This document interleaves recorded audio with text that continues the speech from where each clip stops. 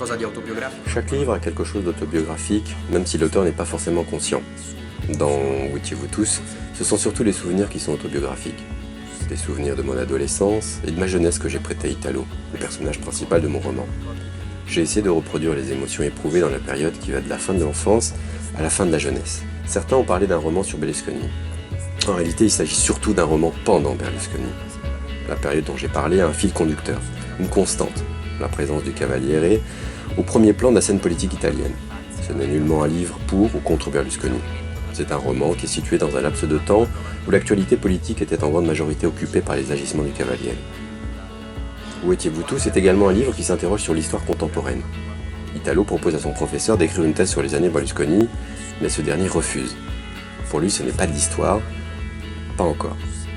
Il est donc intéressant de comprendre à quel moment on abandonne l'actualité pour entrer dans l'histoire. Est-il déjà possible, par exemple, de se pencher sur les années Berlusconi en tant qu'historien ? C'est pour cela que, dans mon roman, que j'ai fait le choix de publier toute une série d'articles de presse de l'époque. La presse est l'une des sources privilégiées des chercheurs qui s'occupent d'histoire contemporaine. Une autre question importante abordée dans mon livre est celle du rapport entre histoire personnelle et collective.